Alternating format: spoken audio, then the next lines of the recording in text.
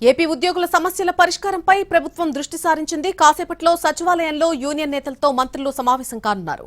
అంశాల వారీగా వారి సమస్యలు, డిమాండ్లు పరిష్కారం కోసం ఉద్యోగ సంఘాలతో చర్చిస్తారు.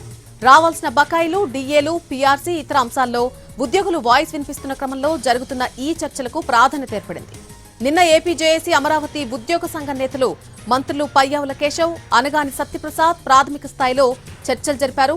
మంత్రుల ఆహ్వానం మేరకు ఇవాళ ఉదయం 11 గంటలకు సచివాలయంలో ఏపీ జేఏసీ అమరావతి సంఘం నేతలతో పూర్తి స్థాయిలో చర్చలు జరుపుతారు.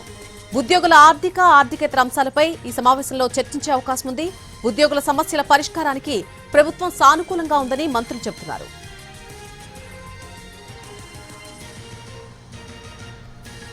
ఏపీ ఉద్యోగుల సమస్యల పరిష్కారంపై ప్రభుత్వం దృష్టి సారించింది. మరి కాసేపట్లోనే సచివాలయంలో యూనియన్ నేతలతో మంత్రులు సమావేశం కాబోతున్నారు. సమావేశానికి సంబంధించి పూర్తి అప్డేట్ తెలుసుకుందాం. మా ప్రతినిధి ప్రసన్న లైవ్ లో జాయిన్ అవుతున్నారు. ప్రసన్న, మరి కాసేపట్లోనే యూనియన్ నేతలతో మంత్రుల సమావేశం ఉండబోతోంది. సో ప్రధానంగా ఏ అంశాలపై మంత్రులు యూనియన్ నేతలతో చర్చించే అవకాశం కనిపిస్తోంది?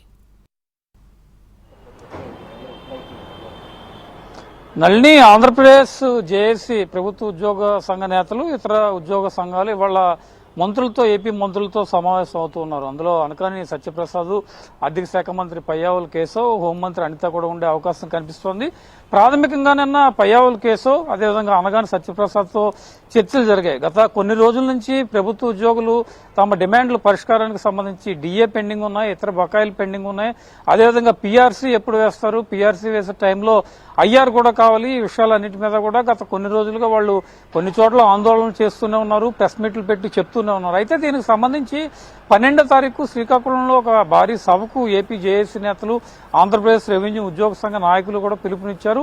ఈ క్రమంలో ప్రభుత్వం ఉద్యోగ సంఘాల పరిష్కారాలు, ఉద్యోగుల సమస్యలన్నింటి మీద కూడా ప్రధానంగా దృష్టి పెట్టింది. నిన్న ప్రాథమిక స్థాయిలో ఒక సమావేశం నిర్వహించిన తర్వాత ఈ రోజు కూలంకుషంగా ఒక డీటెయిల్డ్ గా చర్చించడం కోసం అసలు ఉద్యోగుల సమస్యలు ఏ రకంగా ఉన్నాయి, అందులో ఆర్థిక పరమైన అంశాలు ఏ రకంగా ఉన్నాయి, ఆర్థికేతర అంశాలు ఏ రకంగా ఉన్నాయి, ఫైనాన్షియల్, నాన్ ఫైనాన్షియల్, ఈ రెండింటి మీద కూడా ప్రత్యేకంగా దృష్టి పెట్టడం. ఆర్థిక పరమైన అంశాలు ఇప్పటికిప్పుడు నెరవేర్చాలంటే ఎంత ఖర్చు అవుతుంది, దీంతో పాటు ఆర్థికంగా లేని ఆర్థికేతర అంశాల మీద ఏ రకంగా దృష్టి పెట్టాలి, దానికి సంబంధించిన కార్యాచరణ ఏ రకంగా ఉండాలి, వీటన్నిటి మీద కూడా ప్రధానంగా చర్చించి ఒక నిర్ణయం తీసుకునే అవకాశం అయితే కనిపిస్తోంది. ఎందుకంటే కూటమి ప్రభుత్వం అధికారంలోకి వచ్చి 2 ఏళ్లు పూర్తయింది.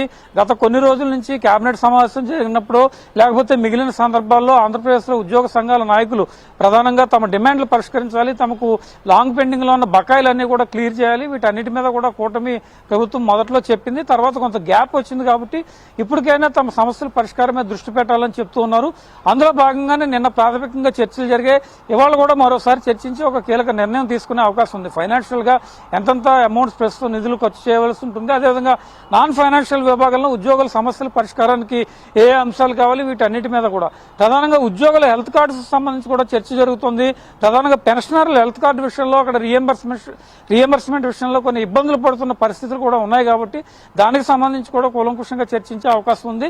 ఎందుకంటే రేపు జరిగే సమావేశం లోపే దీనికి ఒక పరిష్కారం ఉంటే కనుక రేపు దాన్ని వాయిదా వేస్తారా, తాత్కాలికంగా మళ్ళీ ఇంకో డేట్ ప్రకటించి వాళ్ళ కార్యాచరణ ఉంటుందనే చూడాలి.